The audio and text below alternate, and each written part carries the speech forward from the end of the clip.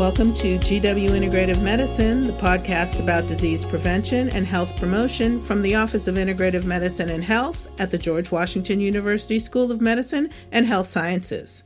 I'm Janet Rodriguez, the office's administrative director. Today we're going to talk about the stress response in neuroendocrinology with Andrew Heyman, MD, medical director of our Integrative Medicine Programs here at GW.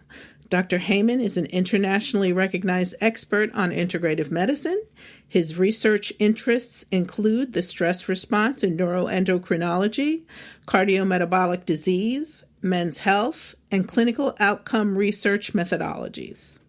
Welcome back to GW Integrative Medicine, Dr. Heyman. Thanks, Janet. It's a pleasure to be here. Stress, does it matter? It's an excellent question. And of course it matters. It matters because it happens in our everyday lives. And it also matters because it's actually one of the oldest systems in the body. It was originally designed to keep us alive under times of threat. Obviously, we've evolved, and those sorts of threats from physical harm have reduced significantly due to the advancement in human culture.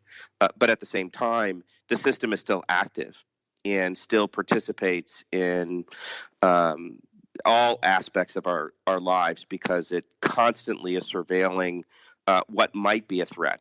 The problem is that we don't have so many physical threats anymore. We tend to have more emotional and psychological threats. And sort of the modern lifestyle lends itself to a certain kind of stress that still impacts our health. So I think it's incredibly important to understand as a topic, and one, unfortunately, that actually gets overlooked within modern medicine. Why do you think that is? I think it's, we probably could trace that back to even Descartes in the 17th century when we split the mind from the body.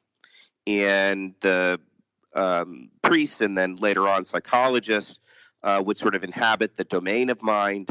And certainly we have talk therapy that's oriented towards dealing with issues of stress and developing coping skills and emotional resiliency. But within the medical community, we've by and large sort of ignored the physiologic components of the stress response and how they interplay with our ability to emotionally be resilient under times of stress. In the integrative medicine world, we tend to provide more focus on how the body itself responds to stress. Although I think we've raised the issue appropriately, we use a term that I'm not very fond of called adrenal fatigue. And it's the notion that when people have overwhelming stress, the body itself can begin to break down. And so even though we provide some attention to the topic, I think that until we better understand the interrelationships of the physiologic components of the stress response, we tend to miss, I think, some important features of how to protect our patients against ongoing stress. And there are actually very good strategies to do that. So moving forward, I think while the psychologists do a good job on the sort of cognitive and behavioral side of the stress response, we on the medical side have not done nearly as good of a job.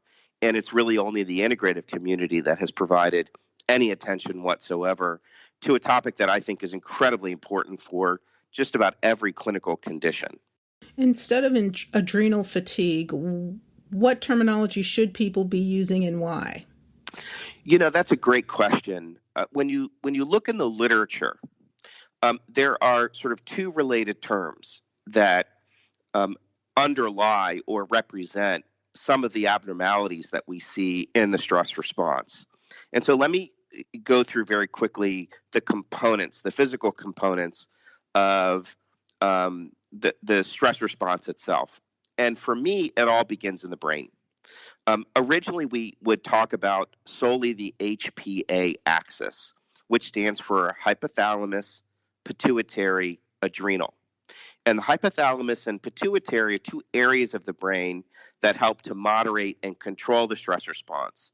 And the pituitary in particular sends signals to the adrenals, which are two nutmeg-type glands that sit on top of the kidneys. And the adrenals produce cortisol, which is our stress hormone. So under most circumstances, then, when we sense stress, that sensing mechanism is occurring through the brain, and it tells the adrenals to produce cortisol. And this is thought to be an adaptive mechanism because cortisol does some very important things for us. And most of that, though, happens within what is often thought to be more of a physical harm or threat. So when you think about what cortisol does in the body, it improves peripheral vision, it improves short-term memory, it increases cardiac output, it shunts blood to the skeletal muscle tissue, and it also turns off certain systems in the body that aren't really needed under times of physical threat. So, for example, cortisol will begin to downregulate digestion because, of course, we don't need to digest food when we're running away from a tiger. It also tends to suppress our reproductive hormones because, of course, we don't really need to procreate when we're under times of stress. And so there's all these adaptive functions that occur as a result of cortisol upregulating under times of stress.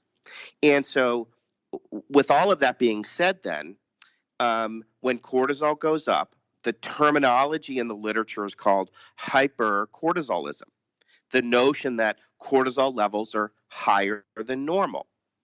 We can also find instances when cortisol levels are inappropriately low, and that term is hypocortisolism.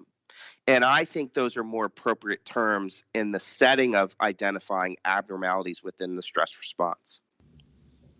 Now, what type of damage is being done when all of this happens?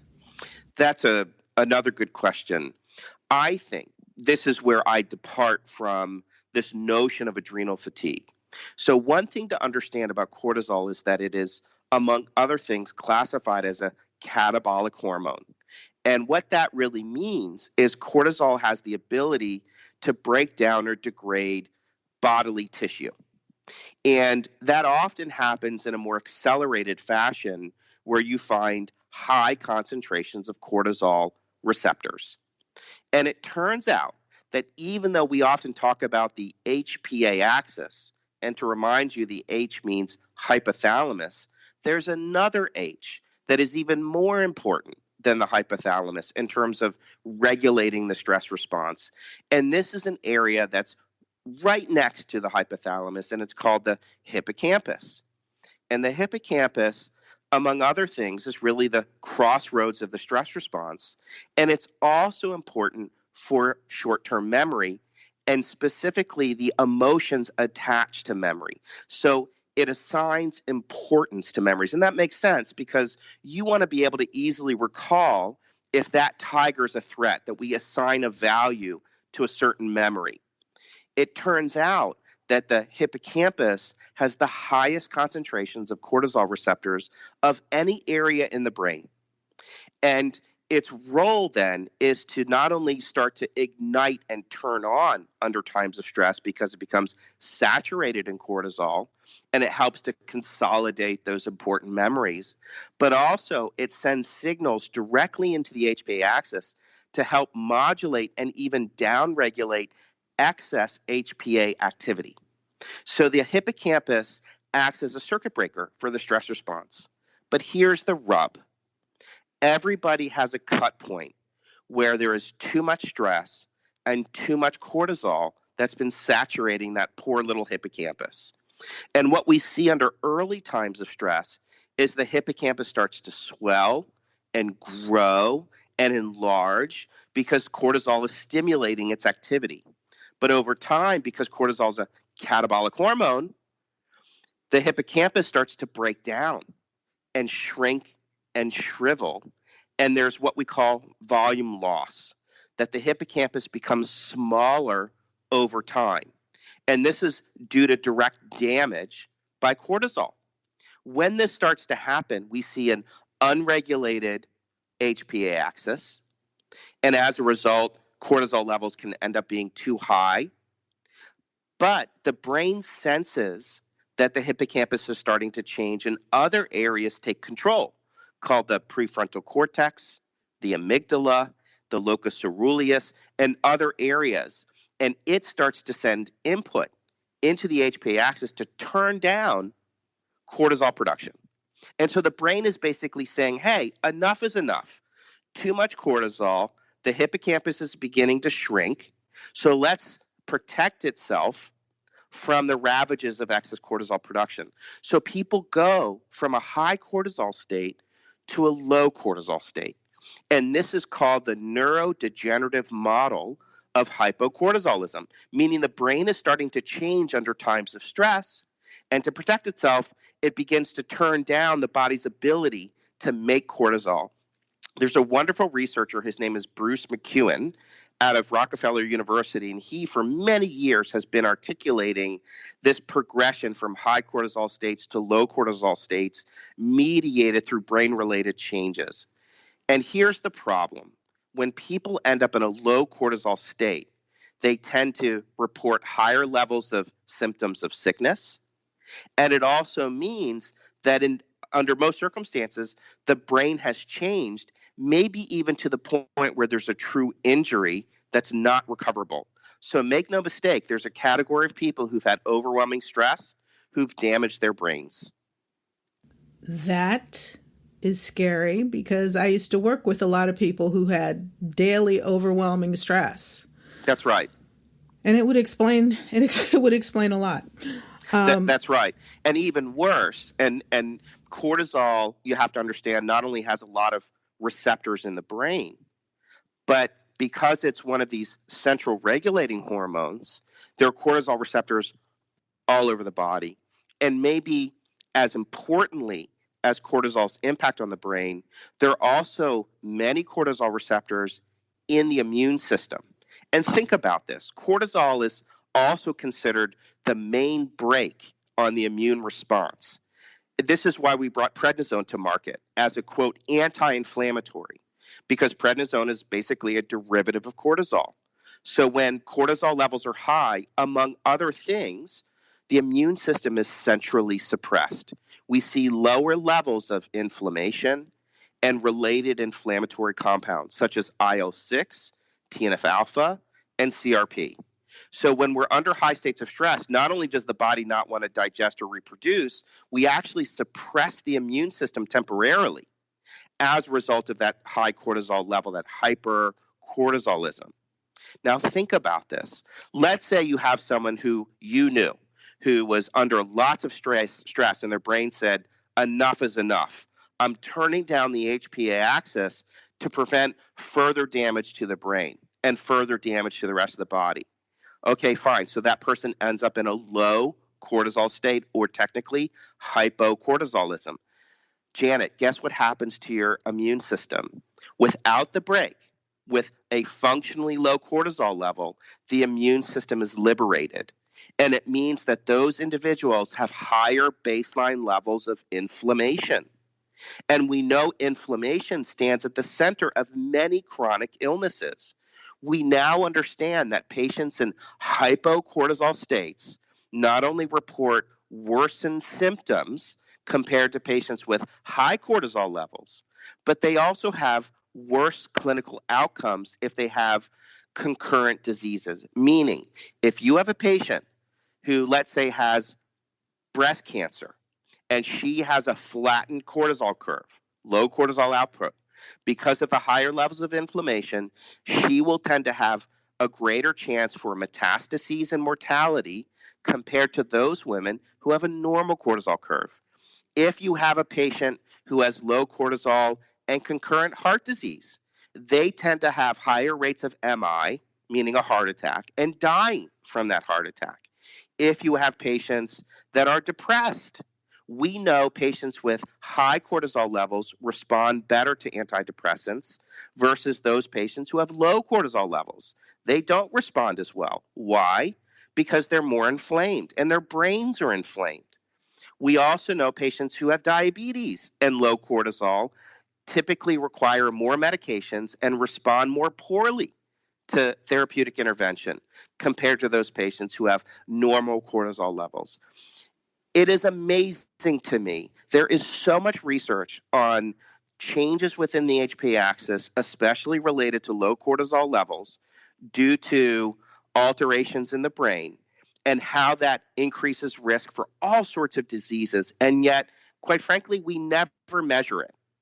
And I also tend to get a little frustrated when we only use the term adrenal fatigue as if to say overwhelming stress leads to low adrenal output. It really doesn't. What we're really saying is low cortisol is tied mostly to brain-related changes, and there are true clinical consequences for these shifts in cortisol. I think it's so central for primary care, for endocrinology, for cardiology, for psychiatry. If you look more recently in the psychiatric literature, they're beginning to recognize that patients' self-reported depression in the context of an altered HPA axis really matters in terms of therapeutic outcomes. We should, for example, be, I think, testing cortisol routinely in our patients and making clinical decisions that in part rely on the stance of the stress response. And again, all roads lead to the brain. You know, when you look at these brain MRI studies and functional MRI studies, we know that people who've had overwhelming stress, they have very small hippocampi. And we know that's related to PTSD and a history of emotional trauma, also more metabolic problems like Cushing syndrome, where the patient's body makes too much cortisol, and so the hippocampus shrinks.